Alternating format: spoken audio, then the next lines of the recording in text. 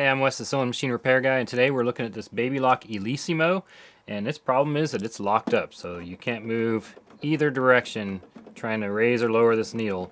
Nothing's happening, so something is stuck somewhere. We're going to figure that out. Let's get started. The first thing I do when I come up across a machine like this is I'm going to start with looking down here into the needle plate. It's possible something's just stuck right in here, so we're going to try that out. See if we can find anything. Once again, spend a lot of money on cameras and end up using my cell phone, but that's okay. So I have noticed one thing that's wrong. Let's see if I can find a pointer here. So right here there should be a little brush, and what that brush does is it helps to hold the thread. Oh, and this little piece is messed up. Helps to hold the thread when your thread cutter works, so they're probably having a problem with their thread cutter working because that's not there. So that's something we got to look into. But as I turn, you're going to see something. You'll notice that the hook is moving a little bit, so it is probably free and not stuck. But what's happening up here is that needle bar is not moving up and down at all. I'm leaning towards our problem being up in here. I guess that means it's time for the teardown. Just as a side note, before we get too deep into this, if you look here, you will see a whole bunch of needle strikes. So either one, there's something out of whack on the machine as far as the needle position is concerned, or two, it means that the person that's using this machine is pulling on the fabric quite a bit as they're sewing. So that's something we'll take a look at. I'm trying to make this video a little bit shorter, so we may not get to see everything. We may hopefully just find the problem and then go from there.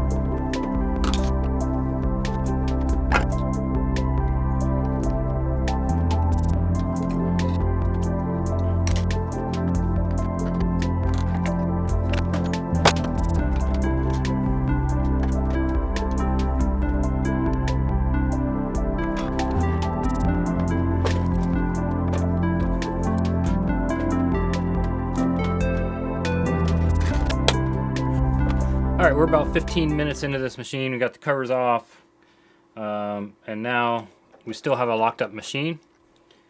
Now I want to put into place my education from the Navy when I was there.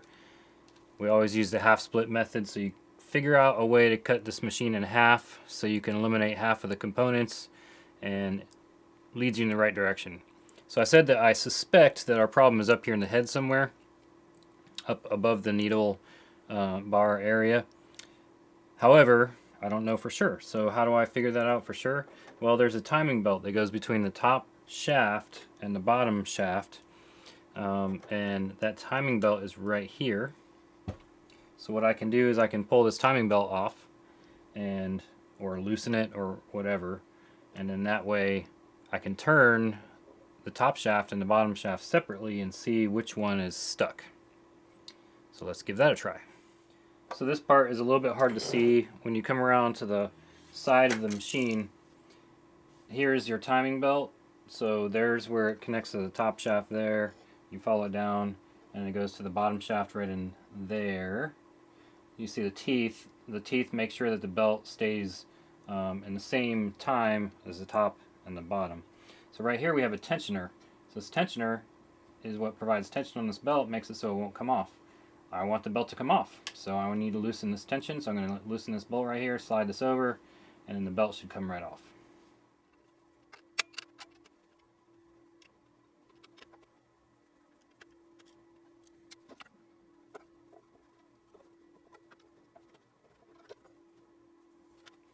All right, can you see that better this way?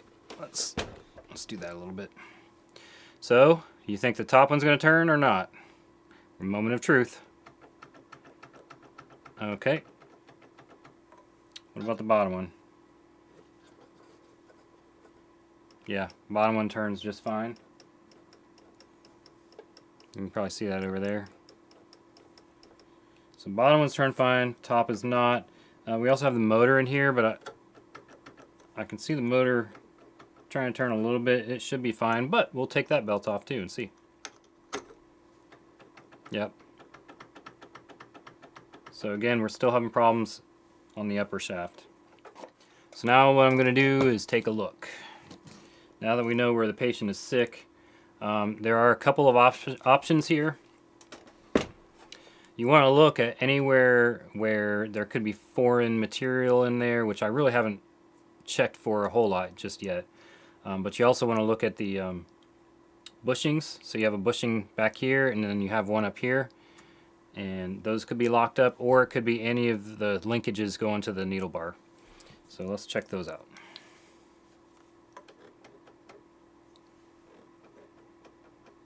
One thing I'm noticing is I do get a little bit of turning. So I can see that the bushings are allowing the shaft to rotate inside just at least a little bit. Now what this feels like is that there's a linkage that's stuck, or the needle bars itself is stuck and won't move up and down. And so I just have a little bit of play in those linkages, which is letting me move this just a tiny bit. I just put a little bit of Tri-Flow in there. It's a good penetrating oil. It's a synthetic oil. I don't recommend eating it. You may have seen my video on that. Take a look at that one. Tri-Flow may have helped us. We just got to move a little bit of movement.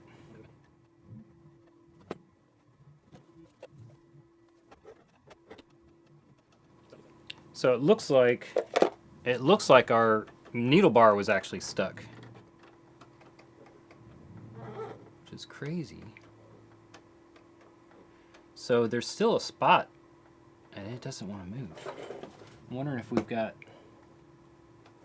There's something mechanically wrong in there, and it could be the top part of the shaft too, but it's moving now. That Tri-Flow really made a difference. It could be that it seized itself in the bushings, so there's a top and a bottom bushing that it rides up and down inside.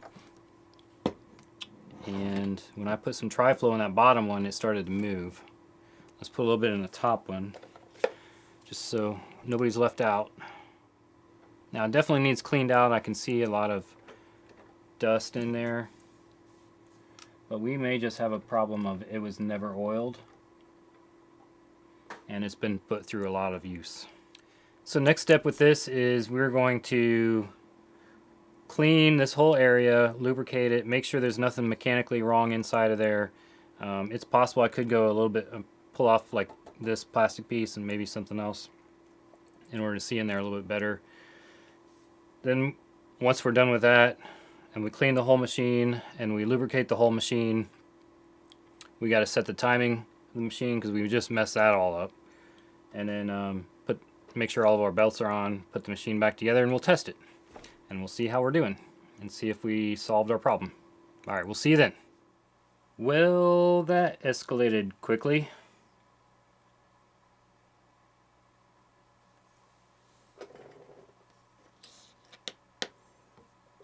As it turns out, our problem is probably this needle bar. It has some rubbing on it and stuff that can't be fixed, so we'll have to replace the needle bar. Well, it's parts day. We got a bunch of parts for this machine. For you, it's been half a second. For me, it's been a few days. So let's see what we've got here. Alright, what we have here is a thread cutter with pile, pile being the little brush right there. We got one of these little doodads. So this one, if you look at the old one, so I put all the stuff back on here to remind myself what order everything goes back on. But if you look here, this one has been bent. So this guy replaces that piece that's bent. Also got one of these, so these two came as a set. So this one is probably okay, but we'll just replace it since we have the part.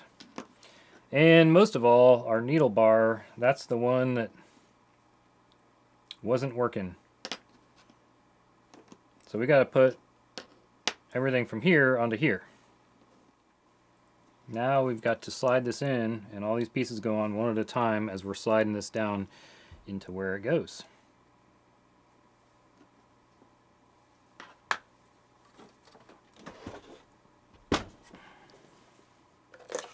Just to make sure everything slides on smoothly.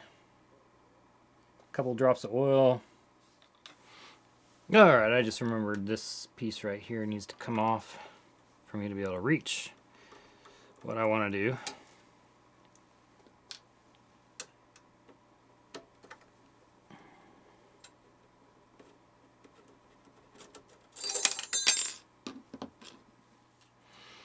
So we're going to use an old trick, is that I want all these pieces to kind of stay together as they go in because it's really fiddly. I feel like I'm putting together one of those ships in a bottle kind of thing. So I'm going to use some grease as glue to keep these pieces together. So it's a little trick you can use. I'm not sure if it works with a ship in a bottle, but it should work with a sewing machine.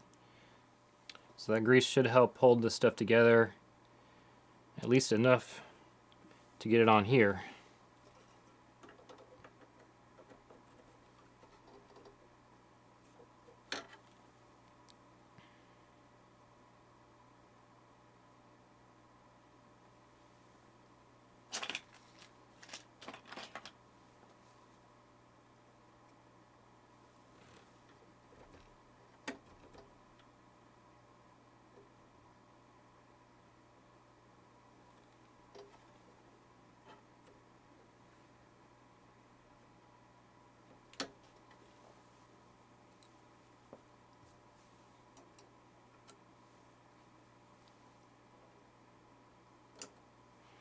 Well, not all of it's going on.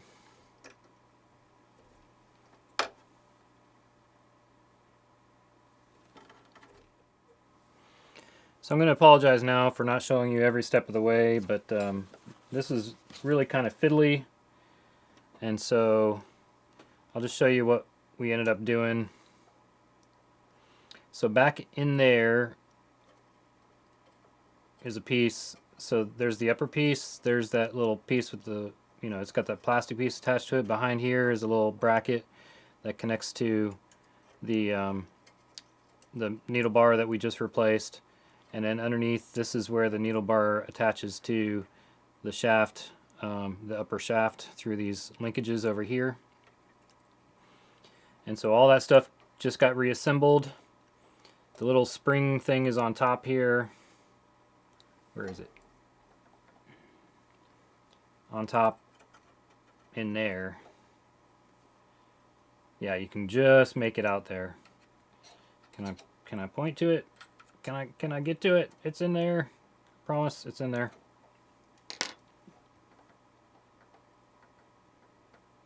And then the spring compresses, it just compresses on the top a little bit and comes down. Now, if you see, I'm turning this hand wheel and this thing is moving so smooth right now. So much of a difference from what it was doing. So I've got my needle height approximated here because you want to make sure that when it's on the bottom, well, looks like I'm a little high. Yeah, so I made it a little high. We'll have to lower it a little bit. But when it's on the bottom, it should be hitting the hook. See where the scratches are? It's because this was out of timing at some point. And then once you raise it up a little bit, then you'll be, once we have our timing set, you'll be right behind the hook with the eye of the needle just below the hook. So we're going to set some of that timing right now. And then we're ready to put this back together and start trying to sew with it. So this fiddly bit that I've been working on here is making sure that the hook timing is correct, and then I had the hook timing correct, but then I realized that my feed timing was 180 out, so I had to move the hook 180 degrees, or actually 1 revolution, which was half a revolution for your feeding. So now that's all good. I want to raise needle bar height just a tiny bit, and then we're gonna put it back. One other part we haven't replaced yet is this one, is the thread cutter.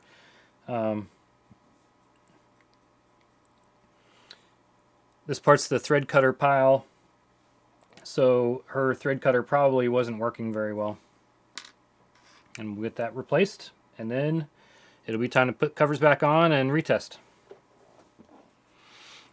Alright, if you remember, I had a video not too long ago about making sure these gears are clean on these machines, and this one is no exception. These gears have a lot of gunk on them, and it was really hard for me to operate this needle threader. I don't know how long it's been since her needle threader has operated correctly, so we're going to get it working well again, especially with that new pile installed. Alright, always be vigilant. So as I was blowing this out, I was watching something flop around in there. There's a little spring right there. And if you look over here, there's a little spot where it goes. Just be vigilant. Watch everything. Pay attention to what's going on as you're working on a machine. I don't know if I caused that to come off or if it was off to begin with, but it's about to go back on. Alright, we got more going on. See that gear back in there? See if I can show you what I'm doing.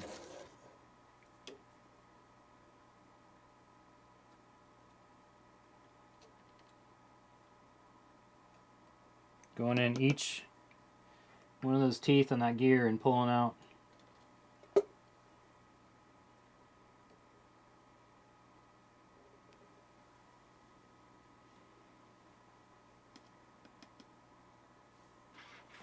From each gear, one by one.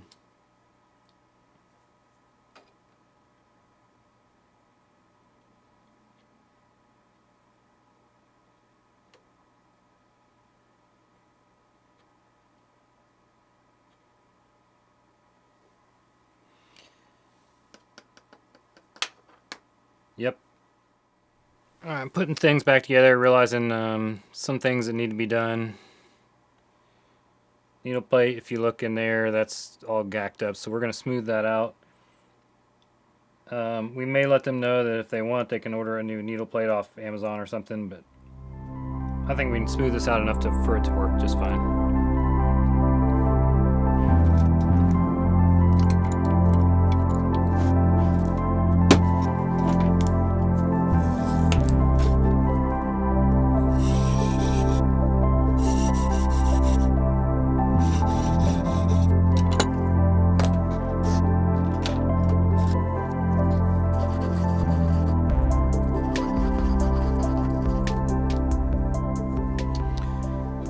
Once again, the more I work, the more the tools kind of take over my work area.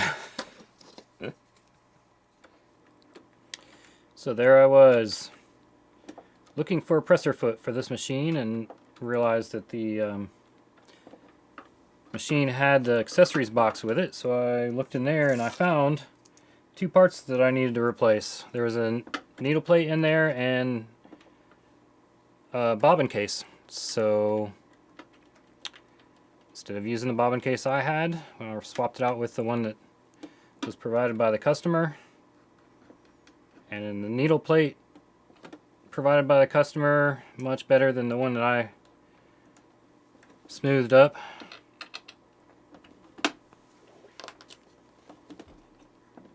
So now we're in business. Okay, right now we got a straight stitch. Let's give that a try.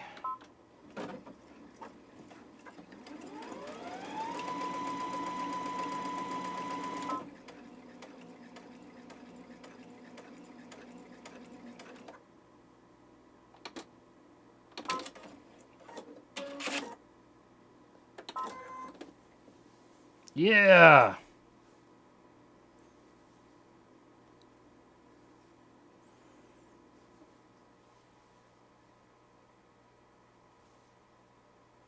Stitch length looks a little tight. May have some other troubleshooting to do.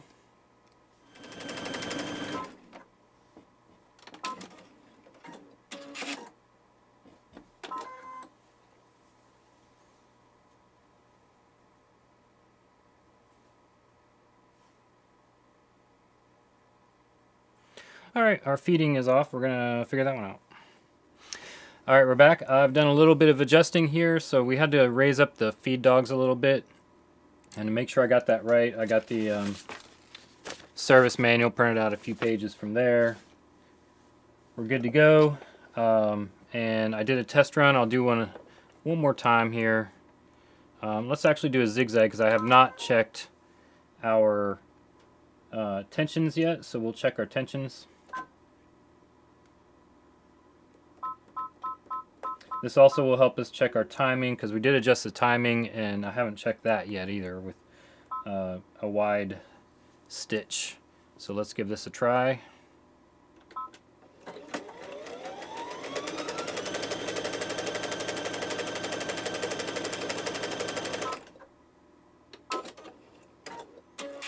By the way, did we notice before that the thread cutter is working great? Alrighty, you see something wrong there? Zoom you in. Yeah, so this is the top. We are way too loose on that bottom thread. So we're going to tighten up our bobbin a little bit. And I'm just checking that we are going through the correct, yep, everything looks correct on top. So we're going to tighten the bobbin a little bit so that we can get a good looking stitch.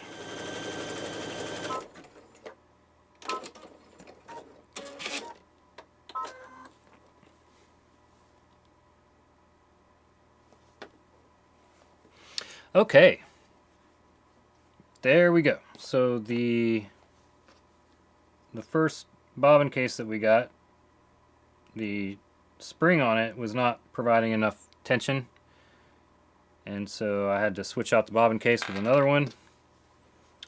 And now look at what we've got.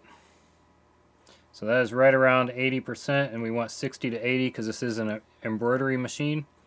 So I'd say we're good on that front right now. I was starting to wonder if we had upper tension issues, but that's looking much better. So let's do another fun stitch here.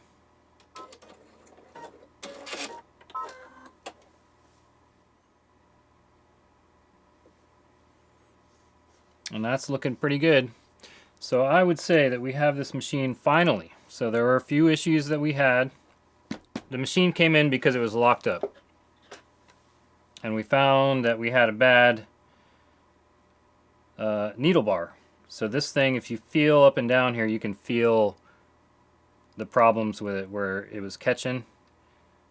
And this thing has seen some days. So it's spent some time sewing lots of things, and it was done.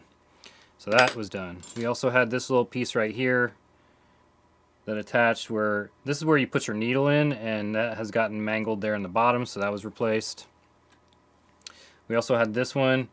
So this was your cutter and pile. So the pile part was missing, a little brush on there, and so we replaced that. And now our needle threader, or our needle cutter, I'll get it right at some point. Our thread cutter was probably not working. And then we also found when we were cleaning that the thread cutter also wasn't working because it probably wasn't even moving in the first place, because all those gears down in there had issues with lots of buildup of it was turning the dust into felt basically, and then that felt was keeping those gears from moving. So we cleared all that out. And now we got this machine working. We had an issue with feed dog height, so we adjusted the feed dog height, make sure that that was the correct height and also was parallel with the top of the needle plate. And all that looks good. So now I'm going to put the machine back together and finish cleaning the outside of the machine, and it'll be ready to sew another day. Alright, thanks for watching.